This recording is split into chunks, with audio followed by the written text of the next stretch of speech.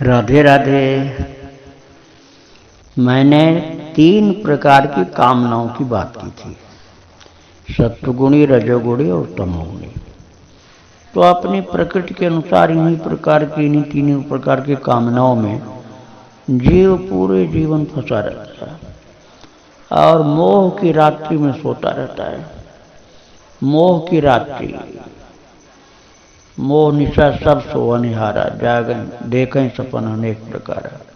ए जग जामिन जागहि जोगी, विरत विरंत प्रपंच वियोगी। जो योगी सच्चा होता है, निष्काम कर्मयोगी, कर्मयोगी, वही जग पाता है और सब सोते रहते हैं। और ये महाराज एक झपकी में ही मोह महाराज पूरे जीवन को खत्म कर देते हैं। एक बार पैदा हुआ मोह पूरे जीवन को लेकर के खत्म करता है, बीच में जगने नहीं देता है, ऐसा भयंकर है। तो उसका कारण क्या है? क्योंकि मोह जो दिखलाई नहीं पड़ता कि मोह कैसा है। ये कामना का रूप धारण किए हुए रहता है तो दुष्पूर्ण होता है, मतलब पूर्णता इसमें नहीं आती, सदा ये अपूर्ण रहता है, चाहे वो कामना किसी तरह की हो।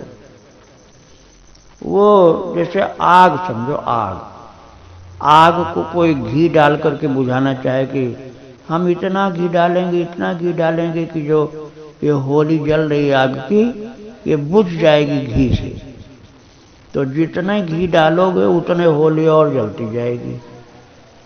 दहकती हुई बड़ी अग्नि है जैसे होली होती, तो उसमें तुम एक टीन नहीं, उसमें 100 टीन घी डाल दो, वो बुझने वाली नहीं है। जितना घी डालते जाओगे उतना ही बढ़ती जाएगी, बढ़ती जाएगी। आदमी कहेगा चलो थोड़ा सा और डाल देते हैं, लेकिन नहीं बुझती। ऐसे ही चाहे कामना सत्वगुणी हो, चाहे रजोगुणी हो, चाहे तमोगुणी हो, आदमी यही कहता है अरे 2-4 साल की बात है, सब इन कामों से मुक्त हो जाएंगे, ये सब कामों से मुक्त हो जाएंगे, फिर भजन करेंगे, फिर सत्कर्म करेंगे, फिर साधना करेंगे, फिर ध्यान करेंगे, फिर आराधना करेंगे, फिर प्रभु की भक्ति में लगेंगे। तो ऐसे हमारी कामनाएं अब पूर्ण हो जाएगी। अब इस साल नहीं हुई तो 4 साल बाद हो जाएंगी। अरे बच्चों से फुर्सत पा जाएंगे, अरे हमारी जिम्मेदारियां खत्म हो जाएंगी, थोड़े दिन बाद भजन ही करना है, क्योंकि थोड़ा सा काम बाकी है, थोड़ा काम निपटा दें बस फिर फुर्सत।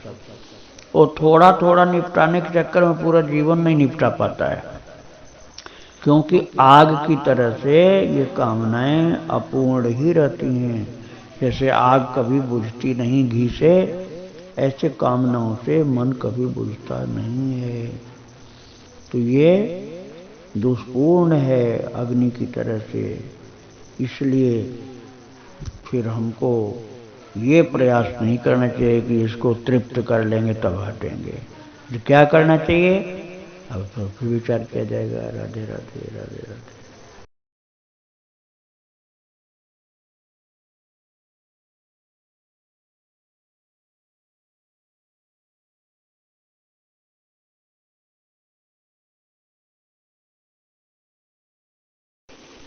राधे राधे।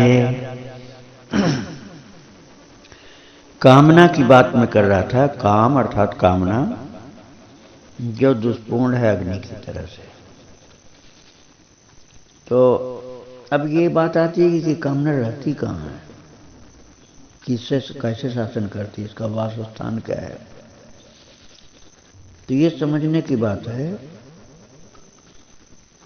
कि शरीर में जो इंद्रियां हैं, 5 कर्मेंद्रियां और 5 ज्ञानेंद्रियां, इन सबके ऊपर, मन के ऊपर और बुद्धि के ऊपर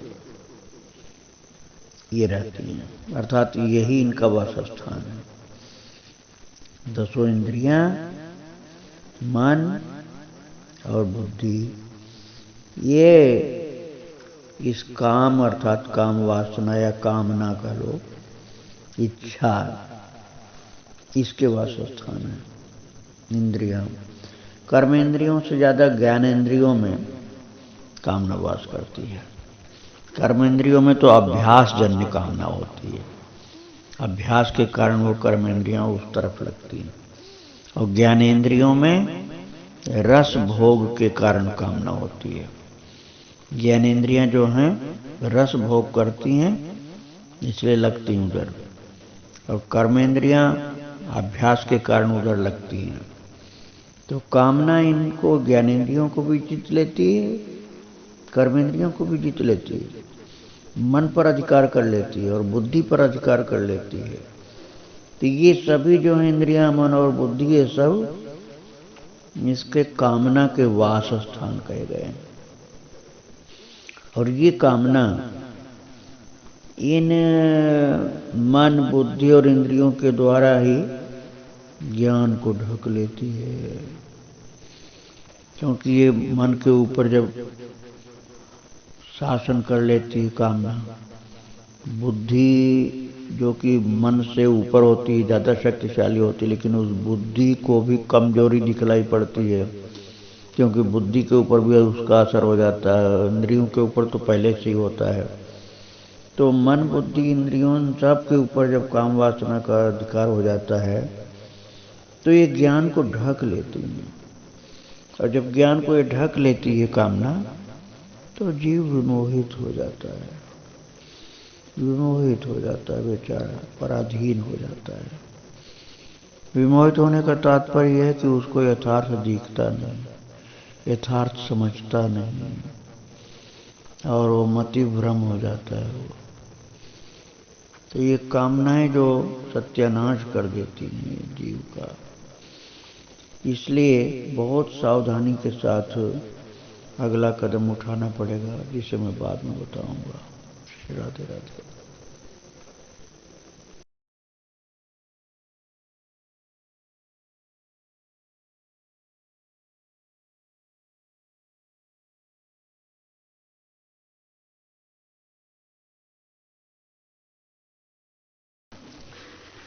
राधे राधे। मैं बतला रहा था कि इंद्रियां, मन, बुद्धि, ये सब जो हैं, ये वास स्थान होते हैं कामना के। इसलिए कामना इनको अपने अधिकार में लेकर के ढक देती, जिससे जीवात्मा का ज्ञान नष्ट हो जाता है और मोहित हो जाता है। तो इन सब से, इंद्रियों से, मन से, बुद्धि से, 10 इंद्रियां, 5 कर्मेंद्रियां, 5 ज्ञानेंद्रियां, इन सब से कामना को हटाने वाली बात आ गई अब तो आप इसके लिए करना ये होगा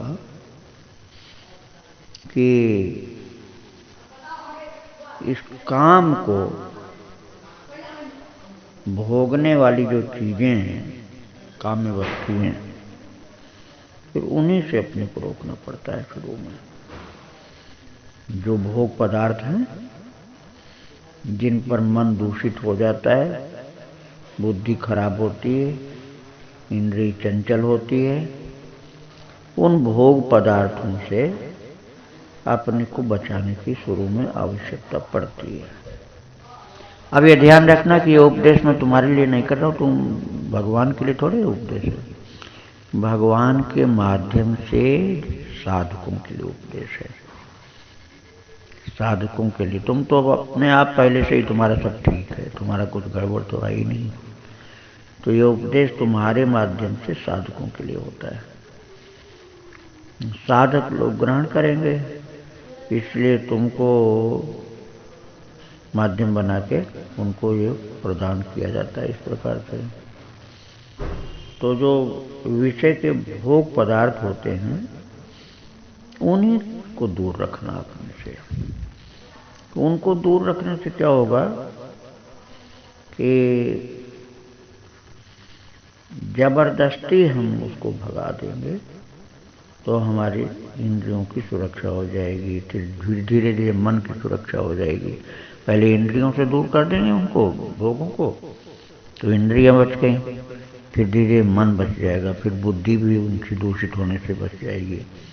तो जब बुद्धि सही रहेगी तो निर्णय सही आएगा, फिर मन भी गड़बड़ नहीं करेगा, फिर इंद्रिय भी नहीं बिगड़ेगी। तो भोगों को ही हमको दूर करना पड़ेगा पहले साधन की अवस्था में। और जब वही साधक सिद्ध हो जाता है ना, तब वो भोग उसका कुछ नहीं बिगाड़ पाते। वो उसके पास ही रखे रहें तब भी उनका मन चलायमान नहीं होता साधक जब सिद्ध हो जाता है। ये सुखदेव जी का मन चलायमान नहीं होता। जनकपुर में राजा जनक ने परीक्षा ली तो उनका मन चलायमान नहीं हुआ, सारे भोग उनके पास रखे गए तब। तो ऐसे ही साधक जब सिद्ध हो जाता है तो मन चलायमान नहीं हो पाता उसका। श्री राधे राधे।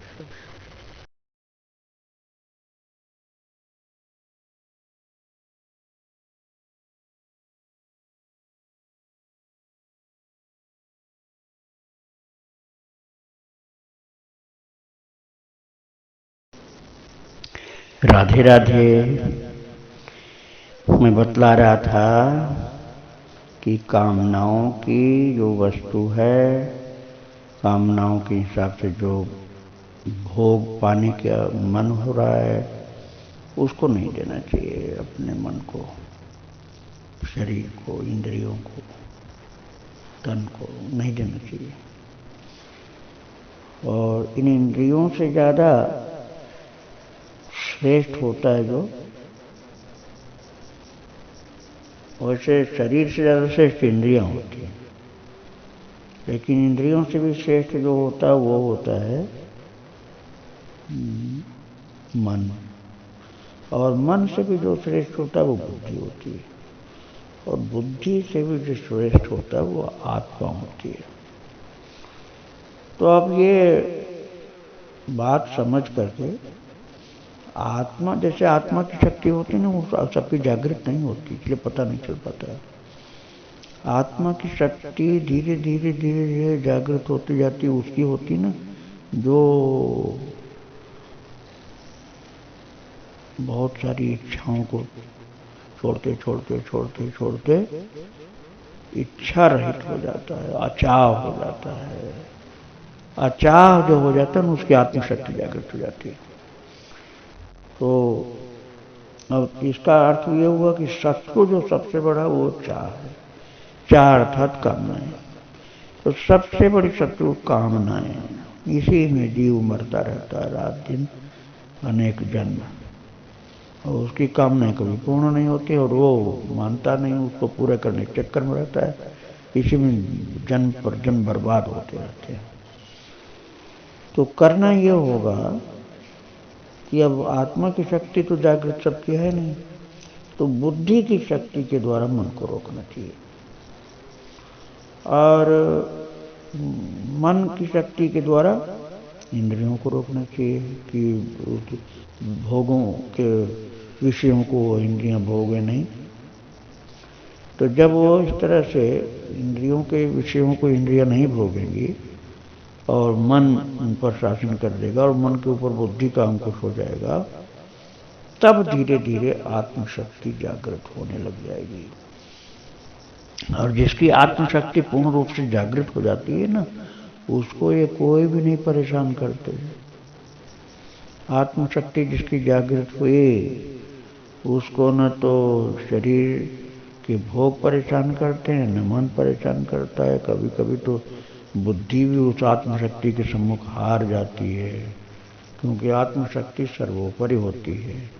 लेकिन उसके लिए सबसे बड़ा दुश्मन जो है वो विभिन्न प्रकार की अभिलाषाएं, कामनाएं, इच्छाएं, चाह, शान, शौक, बहुत प्रकार की आदतें, इन सब से मुक्त होते ही आत्मशक्ति जागृत हो जाती है। ये बहुत खास बात है। श्री राधे राधे राधे राधे।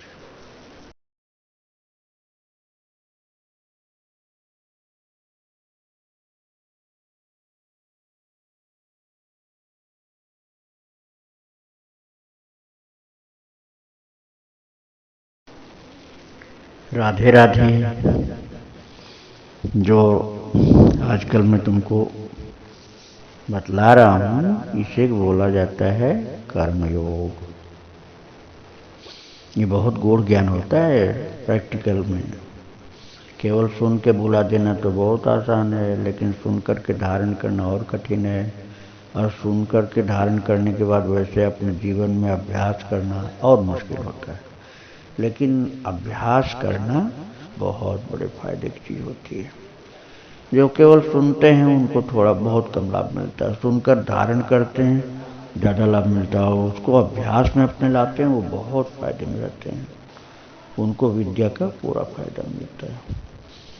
प्राचीन काल में जब पुस्तकें नहीं होती थी तो श्रुतिधर होते थे लोग। श्रुतिधर का मतलब जो सुना उसको धारण कर लिया, याद कर लिया, मन में दिल दिमाग में बैठ गया, तो उस व्यक्ति को श्रुतिधर। और जब उसको गुरु के मुख से सुनते थे शिष्य लोग तो श्रुतिधर होते थे, धारण कर लेते, तो जब धारण कर लिया तो श्रुतिधारी हो जाता है। वो स्वयं भगवान कृष्ण ने ही सृष्टि के प्रारंभ में सुनाया था सूर्य भगवान को ये कर्मयोग की बात, और सूर्य भगवान ने अपने पुत्र वैवस्वत मनु को सिखाया था कर्मयोग की विद्या को, और वैवस्वत मनु ने फिर अपने पुत्र इक्ष्वाक को सिखाया था, और फिर इस तरह से कुछ दिन तक राजवंश में चलता रहा। इक्ष्वाक के वंश में भी आगे चला कर्मयोग का ज्ञान। राजा जनक के पास भी था कर्मयोग का ज्ञान। शुरू हुआ था कहाँ से? सूर्य से। मनुष्यों में भगवान ने सूर्य को दिया, सूर्य ने वैवस्वत मनु को, वैवस्वत मनु ने इक्ष्वाक को, और इक्ष्वाक के वंश में राजाओं में बहुत देर तक ये कर्मयोग का ज्ञान रहा। राजा जनक के पास भी इसी तरह से आया था। और अब श्रुतिधारी लोग नहीं हो पाते, थोड़ी देर में भूल जाते हैं, कल की बात आज भूल जाएंगे, 2-4 घंटे में भूल जाते हैं। इसलिए पुस्तक की जरूरत पड़ती है, पुस्तक लिखना पड़ता। पहले लिखा जाता तब तो छप जाती प्रेस में, तो अब और आसान हो गया।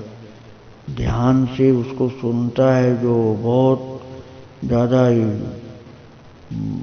एकाग्रता वाला होता है वही श्रुतिधारी हो पाता है, नहीं तो फिर लिखना पड़ता है। बहुत लोगों के पास पहुंच जाए इसलिए उसको छपाया करके प्रेस से छपवा करके सब लोगों को प्रदान कर दिया जाता है। तो जो ये कर्मयोग की बात मैं सिखा रहा हूँ, तुमको सुना रहा हूँ, ये ईश्वर प्रदत्त होने से सर्वोपरि ज्ञान होता है, और अपने जीवन में इसको उतारना चाहिए। तो तुमको तो शायद पहले से ही पता है, लेकिन फिर भी तुमको मैं याद करा रहा हूँ, जिससे तुम्हारे माध्यम से दूसरों को भी मिले। और ये मुझे अनुमान हो रहा है कि आगे ये जो तुम्हारी पढ़ाई है ये छप कर पुस्तक के रूप में आएगी, तो और लोगों को मिल जाएगा। श्री राधे राधे राधे।